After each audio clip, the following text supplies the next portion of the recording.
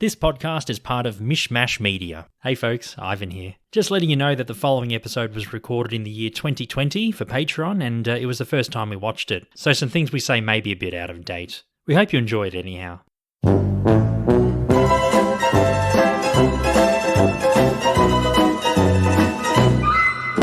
Hello folks. Hello there. Welcome to another episode of Curbcast. My name is Ivan. And I'm Stephen. And every week we take an episode of Curb Your Enthusiasm in chronological order and we review it scene by scene. And we are up to season 2 and we are doing episode 2, Stephen, Thor. Thor. I was a bit confused about the title of this episode before I watched it, but it soon made sense with one of the funniest scenes in the show so far. You thought a really young Chris Hemsworth would turn up and like a kid and do something silly, right? Yeah, teenage Thor, prepubescent Thor. That's it. He came all the way from the sandy shores of, where was he from, Torquay or something, and decided to piss off Larry. I think he's from Torquay.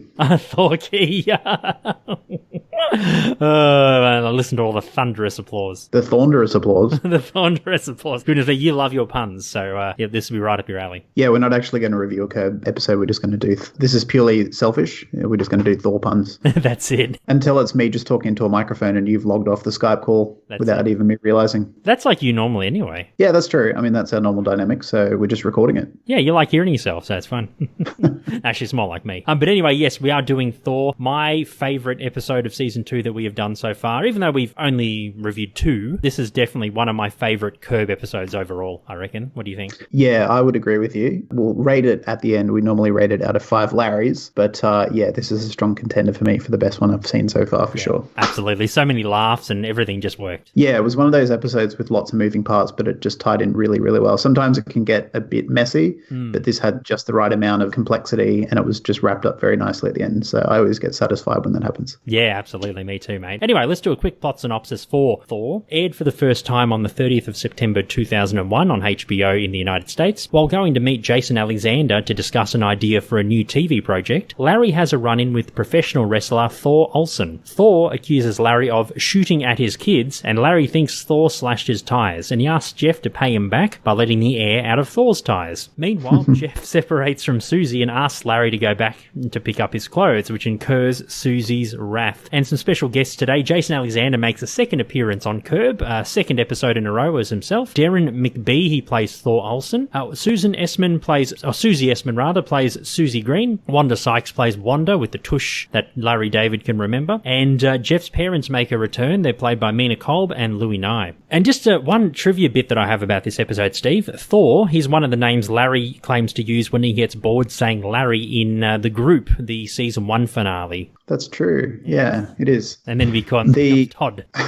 Yeah. The actor who plays Thor, at first I thought, before I looked up who he actually was, at first I thought he was a gladiator from America, from I think the 80s or the early 90s. His name's Malibu. Right. I can't remember the actual real guy's name, but his gladiator name was Malibu. And there's a really awesome YouTube video of him being interviewed after taking like a massive hit during one of the episodes of Gladiator from 1987. And it's just like the ultimate Californian surfer bro. He's like, yeah, I was sitting on the beach with some, awesome babes, had a brewski in one hand, and I'm sweet today. Tough he just sounds like, yeah. And he looks so much like him. And I thought that would be amazing if it was, but turns out they're two different people, but they just look and almost sound exactly the same. So that was, a fun little personal bit of, trivia in a way. Yeah, but the actor, his name's Darren McBee. I thought he was a wrestler or something. He really looks the part, doesn't he? Yeah, no, he's a big dude and he looks, and he's got the sort of wrestler attitude, that real, that sort of fake anger. Yeah, the fake anger, yeah. I'm going to get you.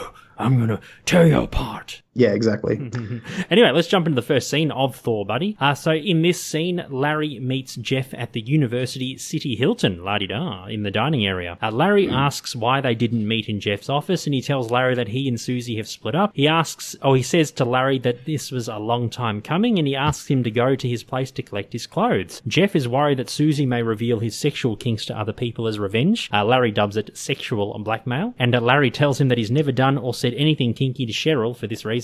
Yeah, I just love that Larry is repressing his own sexuality, repressing parts of who he is, just so that there's no ammunition for Cheryl in case she leaves him. I mean, he's depriving himself of potentially like really fun pleasure just to make his life maybe easier in the future if something happens. Do you know what the worst thing is? I've been on the bottom. I love it. Yeah. It's like he's like, she's got nothing. Like, if we're in court, the worst thing that she could say is, I hate a few people. That's about it. That's about it. No. Crazy.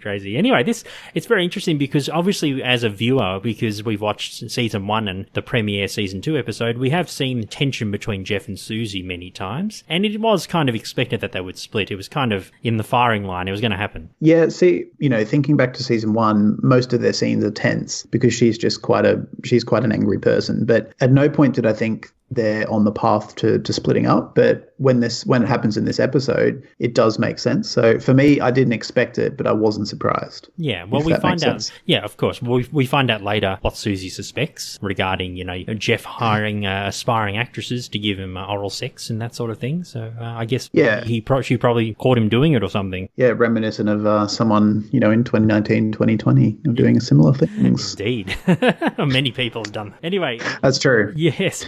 Larry and Cheryl are at home having lunch where she complains about the company AAA and their unethical practices and their political stance mentioned in an article she's reading. She comments on Larry being quiet and asks if he's thinking about sex. She says that he usually thinks about sex when he's quiet. Cheryl thinks that afternoon sex is kind of kinky, and Larry tries to avert the idea of him being kinky as per the previous scene. He eventually says that he's thinking about Jeff, and she's thrilled that Larry and Jason Alexander are going to work together again. He calls Jason to confirm their meeting at Jason's office at 3 p.m. Yeah, and then Larry complains again that, it's the start of him complaining that meetings are never sort of on his terms. He always has to be the one traveling to where the meetings are. Yeah, I know. He always... that's annoying, though, because, whenever you know how you go see someone and you got to, go to their place regularly, it can be a bit annoying. But, and you kind of want the home advantage as well. But not all the time, It'd be like a football season. You can't... Sometimes it's good to be home, sometimes it's good to be away. Yeah, I think it's just about balance. Like, if it's a friendship or a professional relationship, you've just got to be respectful and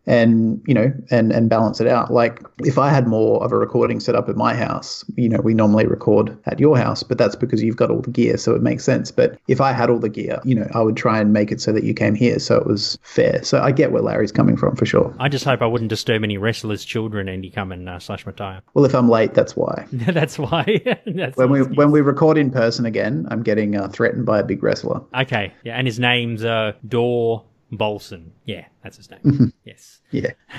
Larry, yes, so the frustration he has with going to other people's places for meetings, that does snowball, just like many subplots in Curb, into something even bigger. Larry is in the car lamenting as to why he has to travel to other people's offices for meetings, as we just mentioned. He spots his neighbour Wanda going for a jog, and he says to her jokingly, and I quote, "I'd know that tush anywhere." On the way to Jason's office, 3 children sitting in the back of a station wagon start playing with Larry doing hand signals. The car abruptly stops, and out comes a big blonde-haired wrestler. He threatens to hurt Larry if he keeps making signals like a gun, and he references the Columbine massacre, which was still pretty raw. I think that only happened, a year or two before this episode came out? Was it 98? 99? It was either 98 or 99. 2000? Yeah, I think it was 99, because I remember Marilyn Manson was during his peak popularity, and I'm pretty sure that was 98, 99. So, yeah, either way, it was pretty fresh. And isn't this insane? Because when this episode aired, this was 2 weeks after 9/11, or a bit less than 2 weeks. So obviously these were pre-recorded well in advance, but Columbine was still very raw for the American public and the psyche. And then September 11 comes along and just blows it away, so to speak. Yeah, it was, that sort of era in American culture is definitely defined by those two. It's defined by lots of things, but those two events definitely stand out for a lot of reasons. Absolutely, yeah. And it's just, anyway, there was a lot of debates about gun culture at the time, but yeah, it's really interesting how a big, tough wrestler guy like Thor, he's really against, mass shootings. Well, obviously many of us are, but he's against guns and even just using your hands as a gun. Even that's too much. But I love how, to make his point, he has to threaten violence upon Larry. Violence begets violence, as they say. Yeah, that's true. He goes to the other side of Larry's car, out of his view, and he goes back to his car at about 5 seconds later before driving off. This is Thor. And Larry reads the man's license plate as 14-Thor. Wonder what the 14 means. No idea. 14 championship belts? Yeah, maybe 14 victims. 14 victims, 14 squashes. If you're a wrestling fan, you know what that is. 14 wins in a row, maybe. I don't know. He'd have to change his license plate quite regularly then. Yeah, that'd be quite expensive. Maybe that's why he's frustrated, because he's always got to change his license plate. But he drives a shitty red station wagon, though. You think he'd drive a Ferrari or something? Well, it's not uncommon to see people who've spent $3,000 on a personal license plate, but they put it on a shitbox. So it's quite common. That doesn't surprise me. Yeah, lots of those in Australia too. Lots of bombs with those. Yeah, bombs with the plates are worth more than the actual car. Yeah, it's always like gangster, like G4N, G57R. Yeah. And it's like, you're driving a 1992 Celica. You're not a gangster. You're a tryhard with a little bum fluff moustache. You're not a gangster. Pretty much. Later on, Larry pulls over and he notices his back right tyre's flat. He calls AAA to see if they can come change it for him, and he finds out Cheryl has cancelled his account moments earlier. A montage of him trying to change the tyre, followed by passers-by giving him tips on how to do it, to Larry eventually offering money for someone to change the tyre, and even $10 if they at least give him a verbal response, ensues. Yeah, I love how everyone's just giving him different advice, and because he's got no idea, he can't figure out which is good advice and which is bad advice, and he changes what he's doing based on whatever the passers-by say. Yeah. It's quite funny. It's quite funny. And actually, the first couple of people make really good tips, because when I saw Larry put the jack behind the car, like in just under the trunk of the car, I was like, oh no, Larry, you don't do that. You'll bust the the panel. And then the guy walks past and tells him that. The exact same thing that I was thinking. I was like, yes, good. Yeah, no, that was quite stress relieving actually, because my father was a car guy, so any knowledge I have comes from him. But when I first got my car, I had no idea, and I probably would have done something similar. Yeah, absolutely. But at least Larry, we find out that a service station or a gas station attendant rather, helped him. So he was able to get to Jason's office, and that leads into the next scene. So he is in Jason's office recounting what happened. He tells Jason that a gas station attendant is coming with the car, and he has to leave the meeting to drop him back to the station. Jason says that the driver could be pro wrestler Thor Olsen, who's in town for a wrestling event at Staples. Jason shows Larry a red light infringement notice he received with his photo on it, and he asks Larry if he can come back tomorrow for the meeting. Larry tries to convince him to come to his office in reference to his frustrations in a previous scene, and he asks Larry, but Jason rather says that it's not good for him to travel all the way to Santa Monica. They get into an argument about which office they should meet at, and they're already having a meeting. So Larry's like, we're already here having the meeting, let's have the meeting. Yeah, and then I think Jason has a fair point of like, well, you've come here, but we haven't actually achieved the goal of having a productive meeting. So it's almost like a redo. Yeah, exactly. Well, the thing is, it wasn't Larry's fault. I mean, you could see outside it was getting dark. The sun was setting and stuff. So Jason probably just wanted to head home. He probably had a really busy day and he couldn't handle it. I'm guessing it was probably like 5:30 by the time Larry popped up. Yeah, it seems like it's towards the end of the day. The end of the day, yeah. So Jason didn't want a bar of it, and he was happy for Larry to come make all the effort to go to his office. And Larry didn't want to do it. Yeah, Jason kind of reminds me of George Costanza in a way, in this scene, because he's acting very selfishly. He's saying like, no, that doesn't work for me. And it's like, it's not about what works just for you. It's about, what's mutually beneficial. And he's being a bit precious, isn't he? Yeah, he's just not really giving anything to Larry at all. And it's kind of frustrating. Yeah, very frustrating. But anyway, later on we do find out that Larry and Jason do try to compromise to no success. Larry berates Cheryl about cancelling AAA when he arrives home. She says that the article convinced her to do it.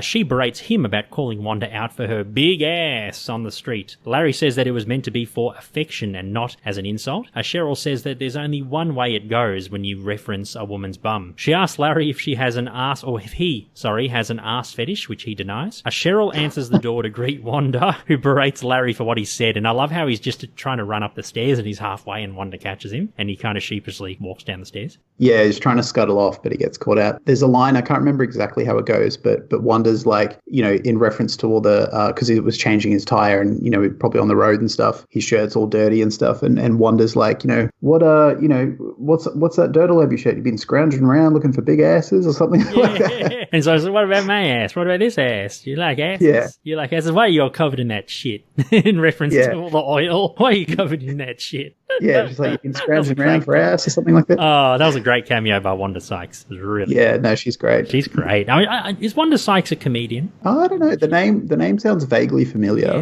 Yeah, really familiar. I've heard the name, but I'm pretty sure obviously she's an actress, but I thought she was in comedy or maybe a comedic actress or something. Well, she should be because she's damn funny. Her timing is really good, isn't it? Yeah, she's just got that sort of sassy attitude that, just makes her hilarious. Absolutely. And after Larry cops it from both women verbally, Larry sheepishly walks up the stairs to bed. The next day, Larry arrives at Susie's house to collect Jeff's things. Susie insults Jeff about his weight and about the way that he'd convince aspiring actresses to give him a blowjob to get parts in movies. As Larry is about to walk out the door with the clothes, Jeff's parents arrive. And since episode 1, season 1, the parents do not like Larry one bit. Jeff's mum decides to go with Larry to the hotel, and Jeff's dad stays with Susie, and he suspects that Larry had something to do with the separation. Yeah, my favorite part about the scene is it's sort of it's not really essential to the scene itself, but it's just the really large 90s porn, like the VHS cases. Yes. Like they're just so big. I know, so big, just like the content. Yeah, it just reminded me in a way of, when I was a kid. Obviously now porn is all online. Like the idea of a physical medium to watch porn is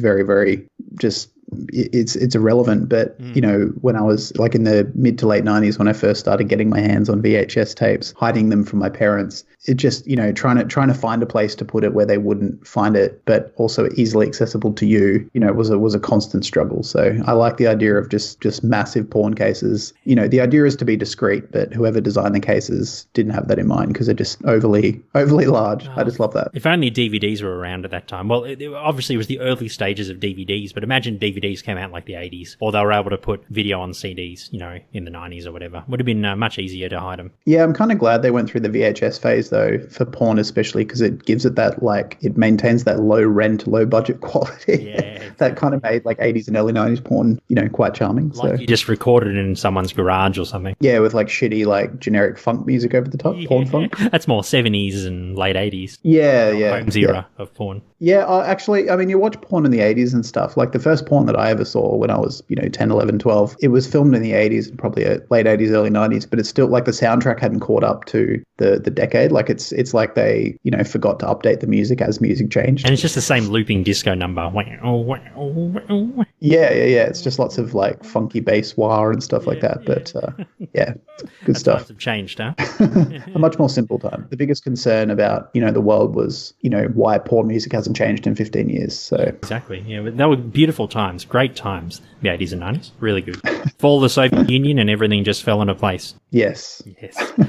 On the way to Jeff, Larry and Jeff's mum are driving to the hotel. She spots a weight loss billboard and asks Larry if she can get a pen from the back seat so she can write down the number. And probably one of the best visual gags of the episode, she reaches back to get pen and her bum is facing forward next to Larry. I love Larry's look, when she's like trying to find the pen and he's just sort of giving the side eye like, oh. He's like, God, just too weird of a coincidence. Indeed, I know. And he's probably like, oh, this is Jeff's mum. Goodness me. They're walking through the hotel car park when Larry spots Thor's car. They meet Jeff in the hotel lobby and Jeff asks her to go to the room and he will meet them there soon. Larry asks Jeff that he is owed a favour and if he can let down the tyres on Thor's car. He points out the red station wagon. As Jeff walks off to do it, he approaches Thor's children and he tells them that wrestling is fake and that their father is an actor. How terrible is that for Larry to do that? If the kids think that Thor, their dad, is such a hero and he's like a living action hero who does stunts and everything's real and he's probably like undefeated or he wins most of his matches and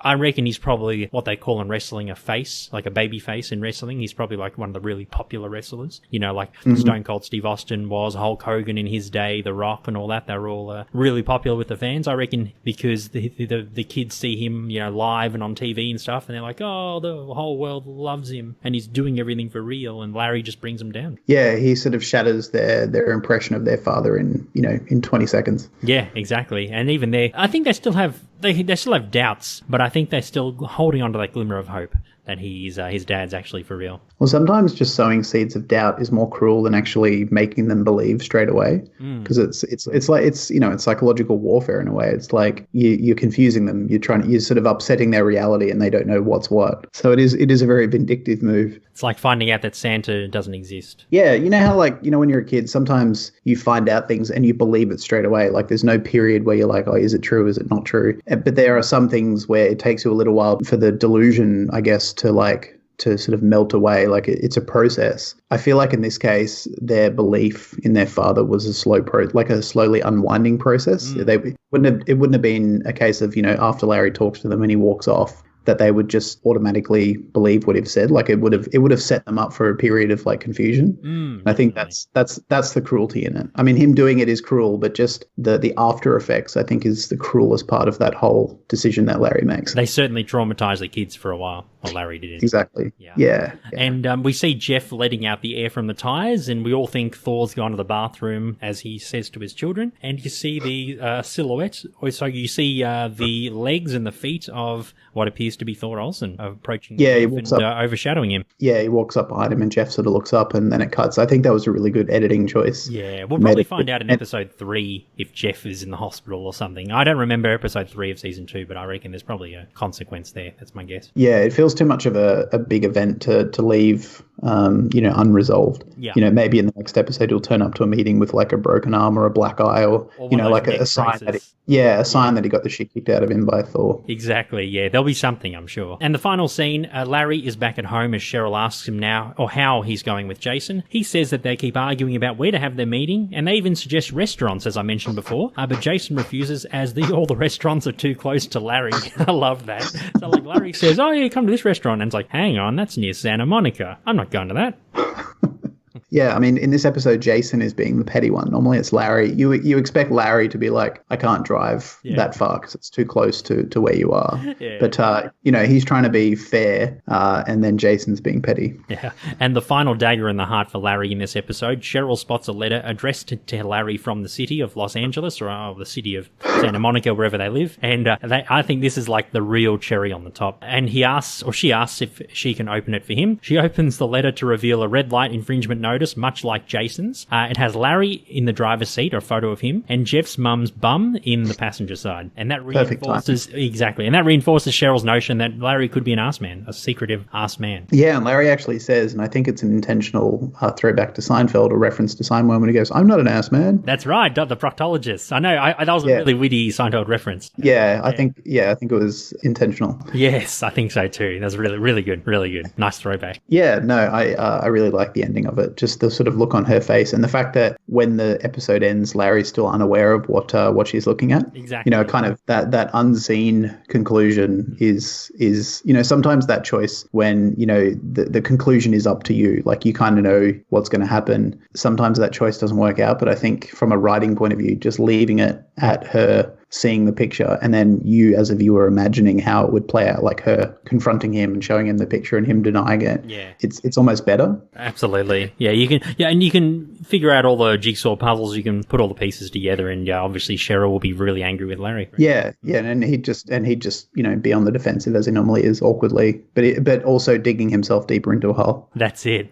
Anyway, that was Thor season 2 episode 2. Anyway, I did preface this previously where I did say that this is probably my favourite Curb Your Enthusiasm episode we have done so far, Stephen. So I give this 5 Larrys out of 5. Perfect score. Yeah, I concur. 5? Beautiful. Yeah, I think it's my first perfect score for a Curb episode. It's just so funny. Everything just works, and it's great to see Jason again for a second episode. Yeah, there were so many sort of like unrelated moving parts, like Jeff leaving his wife, and the arse thing, and Thor, but it all came together very nicely at the end. It did, yeah, wrapped up in a tight little package. Yeah, and the only time the storylines really intersected was sort of towards the end. Like normally in Curb or Seinfeld, where there's 3 or 4 concurrent storylines, they kind of they go in and out of intersecting through the episode. Whereas in this case, they were all sort of on their own path, and then they came together right at the end, which I think just is a testament to the quality of the writing. Absolutely. So they could bring them all together in a very believable and succinct way. For sure, yeah. It just everything just tied up really well. Yeah, and not to mention it was just hilarious. Yeah, exactly. Anyway, thanks so much for listening to this episode of Curbcast. You can find us in the show notes. You can send us an email. You can find us on socials. All those details are in there. And next week we'll be back for another Curbcast episode, as well as Bidwell Bask. My name is Ivan. And I'm Stephen. And you stay safe, and we'll catch you then. Catch ya.